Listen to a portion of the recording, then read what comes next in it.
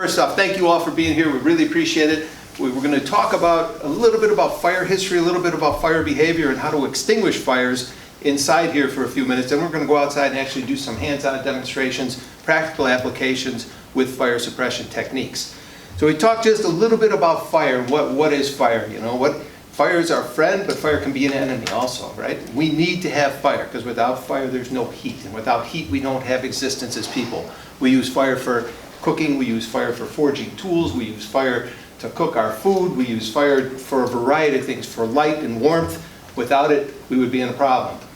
But uncontrolled fire is when we start to run into issues. So we have to be able to take that fire that is a tremendous resource for us, a tremendous energy source, and control it. So the first known documented history of where fire actually goes back about 1.4 million years into Kenya. Scientists have actually found underground remnants of burned up material that they dated back to 1.4 million years. That's the first signs of actual fire. The uncontrolled fire that we talk about is where we get into problems. And pretty much every major city here in the United States and many other cities internationally has experienced a major fire, including Chicago when it burned down in 1871. That's what we're looking for. How do we control that fire? The first known fire brigade that was created to help control fires was back in the 3rd century BC in Rome. They actually had a group of 500 people, volunteers, who came together to help control fires back in that era. The first brigade, again, the 3rd century BC in Rome. The first known fire code that we're aware of, that's on record that we're aware of, was in 1631 in Boston. So right here in the United States, Governor John Winthrop. He outlawed wooden chimneys and thatched roofs. That was the first indication we have of engineering or enforcement techniques to stop the spread of fire. Because people had controlled fires inside their houses. They always had a fire going for heat. They had the fire going for light, for cooking their food, but fire was getting uncontrolled. And think about a term that we hear oftentimes. We hear about hook and ladder trucks.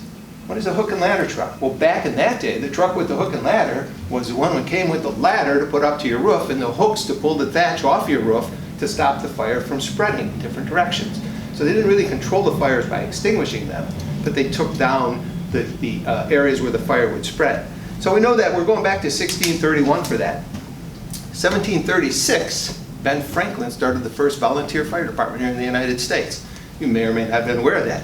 And in 1736, what they used to control fires back then were buckets. So you've heard of a bucket brigade, right? All the residents in the community were required to have 2 buckets. And there would be a cistern where there was water. And the people would throw their buckets out in the street, and able-bodied citizens would make a line from where the fire was to where the water supply was. And they'd have one line going to where the water was, they'd fill it up, pass it across, but the full buckets go back in the other direction, and people would throw buckets of water onto the fire. And that's how they were controlled. That's just it. And that was back in the Ben Franklin day. In 1853, the city of Cincinnati, Ohio, formed the first full-time fire department. They had all career firefighters back then in 1853, right here in Cincinnati, Ohio. Today in the United States, 70% of the fire protection in this country is provided by volunteers. So in this area, we're very rich with full-time career firefighters. Most of the country, though, is protected by volunteers. From the 1870s to the early 1900s, another method of fire protection was the fire grenades. We were just talking about these. And these were awesome. These are glass grenades filled with carbon tetrachloride, and when there was a fire, you would throw this at the fire, it would hit, the glass would break, the product would spill out, and it would extinguish the fire. And they were very effective. They came in different sizes, shapes, and colors, but there were 2 problems with these. One was when the fire was extinguished, you still had broken glass all over the floor, and 2, when the carbon tetrachloride got heated by the fire, it turned into phosgene gas. But that's not good for us, right? So these were finally phased out. They came in the manual model like this, and they also had a bracket where you could mount it on a wall with a fusible link on here that would melt, and it would drop the fire grenade onto where a fire was. So that's just a little bit of the history about how fire extinguishing progressed. And we got these tin tube fire extinguishers that had fire extinguishing powder inside of them. These again were deployed manually. This from ages ago when we used these into the manual fire extinguisher that we know today that we use for extinguishing fires. In 1812, going back to 1812, the very first fire sprinkler system was developed by William Congrove. and it was installed in the Theatre Royal at the Drury Lane in London. So that's where the first fire sprinkler system came in. He had a series of pipes that ran throughout the building and a large tank of water. And if there was a fire that was detected someplace, they would manually activate the tank to release the water into the perforated pipes, and it would spray water all over the building to put the fire out. Problem with that, it wasn't centralized. It shed water throughout the entire building. So that process was improved in the 1870s. There's a couple other names here. Philip Pratt improved it. Then Henry Parmalee was another one who developed fire sprinklers better. And then Frederick Grinnell is probably the father of perfecting the fire sprinkler systems as we know them today. So much the same as he did this back in 1870s, 1890s, is the system that we're using today. The fire sprinklers have repeatedly proven their value into saving people's lives. The fire sprinklers are here where they need to be when there's a fire. So you can't even see the sprinklers. This room is protected by fire sprinklers. They're in the ceiling. That plate drops down, the fusible link inside will melt, and it'll discharge water onto where a fire is. So that's the way the fire sprinkler works. Primarily, when the fire sprinkler systems came into being, they were used more often in commercial buildings. So they were used to protect goods more than they were used to protect people. So the United States was doing pretty well with protecting buildings with fire systems, but we weren't taking care of our population. Until around 1973, the National Commission for Fire Prevention and Control did a study in the United States called America's Burning. And they released this report and said, why would one of the leading industrial countries in the world have such terrible statistics for fire-related injuries, fire-related deaths, and fire loss? We have to do better than that. So one of the programs that came out of that commission was the start of residential fire sprinklers. So we were protecting stuff up until that point, and from that point forward, we started to protect people. So for the last 40 years or so, residential fire sprinkler systems are becoming more popular. And here in Elk Grove Village, they're required for all new construction. So it's very good there. Again, they've repeatedly proven themselves. The slow but steady progress is continuing, and we're getting there. So hopefully, as buildings get retrofitted, as new houses get built, we'll continue to include the fire sprinklers, which again is by code. We've got some fact versus fiction when it comes to fire sprinklers. Okay, our fire sprinklers first is not all the sprinklers activate when there's a fire. We have a fire in this corner, the sprinkler head up there will likely activate, control the fire. The other heads in the room are not going to activate, so we don't have extensive water damage that way. Smoke does not cause sprinklers to activate. So if you burn some food, you burn something in the microwave, it's not going to cause your sprinkler system to activate. If the system is installed properly and tested and maintained properly, it's not going to freeze in the wintertime. And the incidence of sprinkler systems leaking is actually quite rare. So some of those things that we talk about are not necessarily threats that are real to the people, right? We look at this as another way too. As we talk about water that comes out of a sprinkler system and might cause damage to your building. Things that get wet eventually are going to dry out, and there's a really good chance you're going to be able to use them again. Things that burn up in a fire are gone forever, and there's no chance of getting them back. So you got some choices there that need to be made, right? A sprinkler system activation that makes things in your room wet probably puts you out of business for a week or so while things get redone, put back together. If you have a fire in your house or in your business or house is someplace you love, there's a really good chance you're going to be displaced for a good 6 months, if not more, until the repairs can be made and buildings get back up and running. So in that end too, it's better to have that protection. And a sprinkler system is going to work all the time. You have a smoke detector in your house that lets you know that there's a fire when it senses smoke. If you're not home, it doesn't do anything to take care of the fire. The sprinkler system can extinguish the fire. So why is that important today?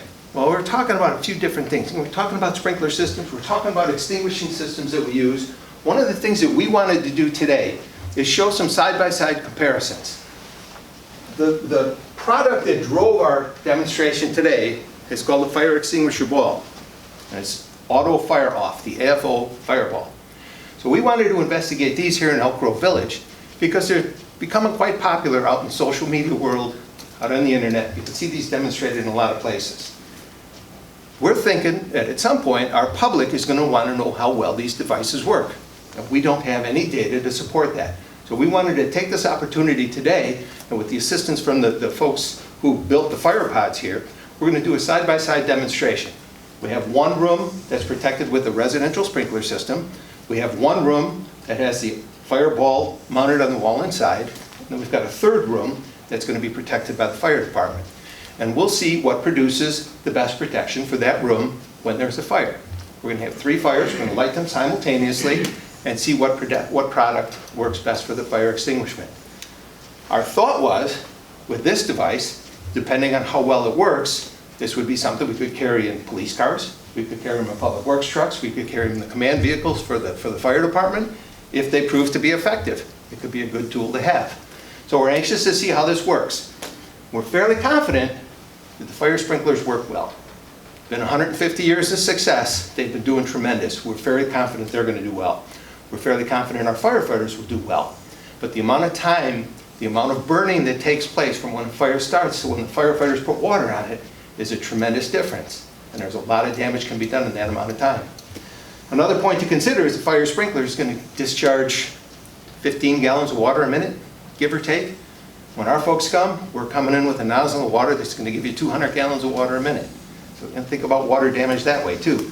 So we're anxious to give this a try.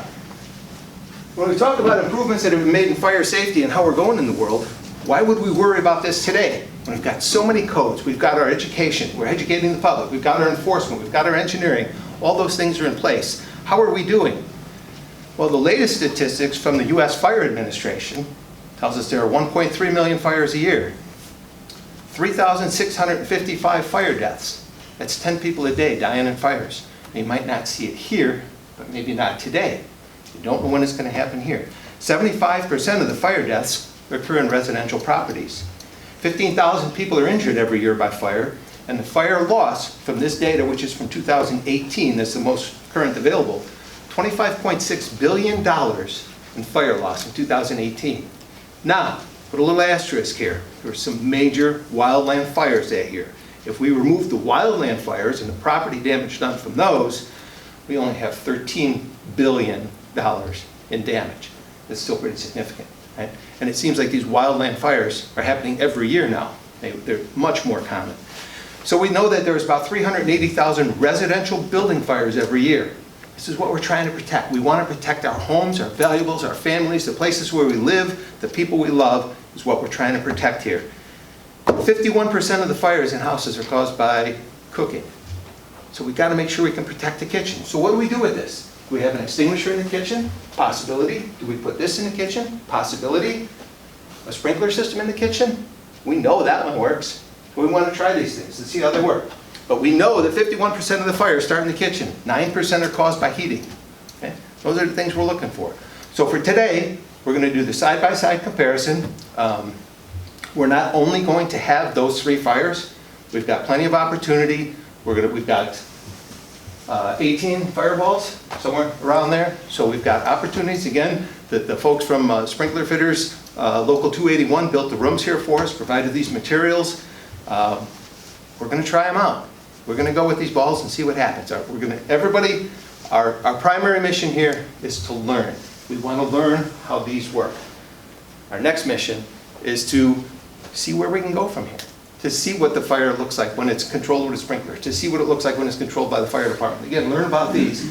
First and foremost, everybody's going to be safe. So anyone who wants the opportunity to take one of these balls and throw it into a room that's on fire, we've got that opportunity for you. We're going to do that outside. So that's what we're looking at. Side-by-side comparisons to see how things work and learn how these AFL balls work. Do we have any questions? No. All right, so we thought we'd start off in here instead of talking outside. Jason Stadle's our fire marshal. He's going to be here with us as well. If we don't have any other questions, we're going to go outside and start lighting fires. Again, we're going to light 3 of them at once, see where that goes. We'll take that furniture out, we'll restock it, and we'll light another fire again so people can get a chance to throw these balls in. Okay, we good? Sounds good. All right, outstanding. Thank you all. And again, thanks to Tom from the Northern Illinois Fire Sprinkler Initiative and the fitters from Local 281. We really appreciate your help. We want to keep the program moving as much as we can to keep you out of the heat. If you start to feel uncomfortable for any reason, please feel free to go back in the air conditioning, be in the shade. We've got water on the side over here. We have no further questions or nothing else. Are the photographers ready? We good to go? All right, we're going to do the fires here. We talked about the 3 fires that we're going to ignite. Starting with the one on your left. This one will be protected by a residential fire sprinkler system. We'll see how that works. The one in the center, you see, has the fire ball mounted up on the wall. So it's mounted here, up on the wall. That should detect and deploy automatically. And then the fire on your right will be suppressed by the fire department. We're going to give this an amount of time for the fires to burn to simulate the amount of time it would take the fire department to get here. So we're going to give that a couple of minutes and see how the fire develops.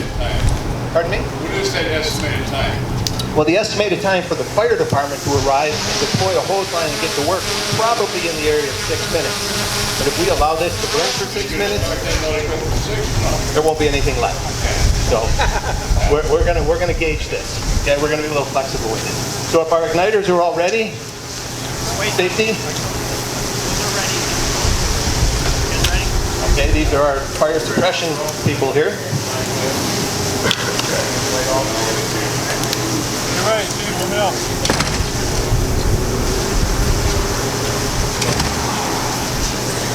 I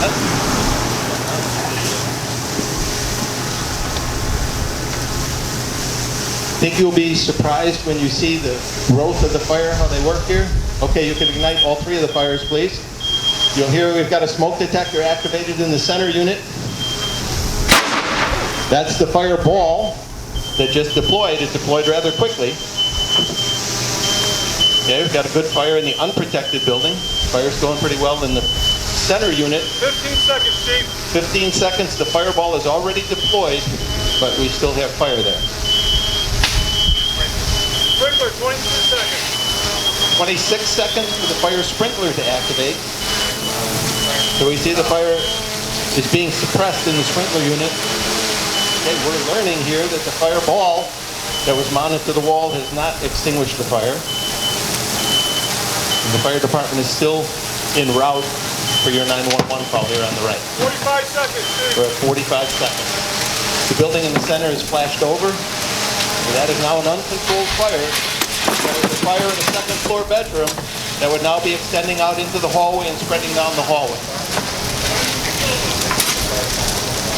All right, we're at 1 minute. The fire department's going to put water on the center unit. We can turn off the water to the fire sprinkler unit.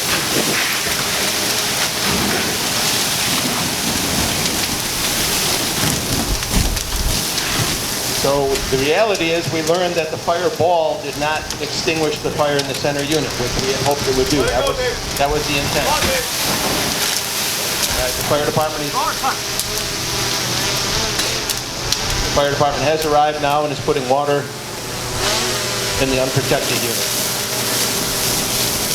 1.5, Steve. All right, we're at 90 seconds. So yeah, our thought of having this go for a couple of minutes is just not going to be realistic. Dave, yeah, you can please go ahead and extinguish the fires, and then we'll look at the differences.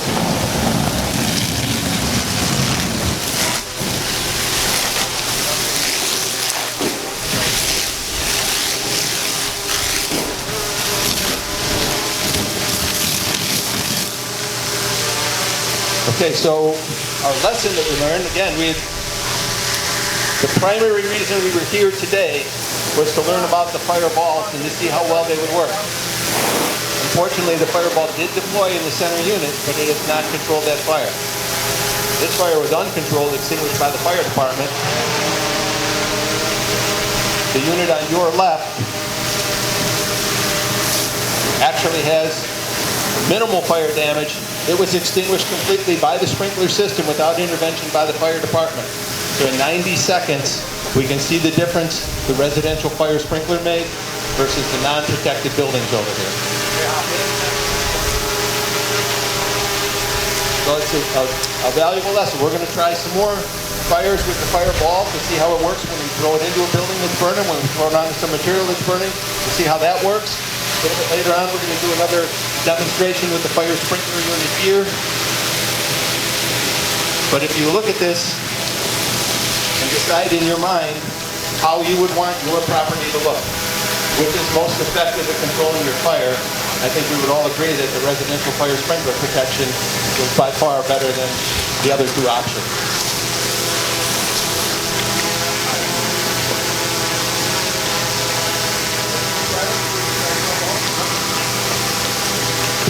Okay, so we're going to reset those. We're going to get some new furniture in there. Anybody who wants the opportunity to take one of the orange balls and put it into a fire, you're going to have the chance to do that now.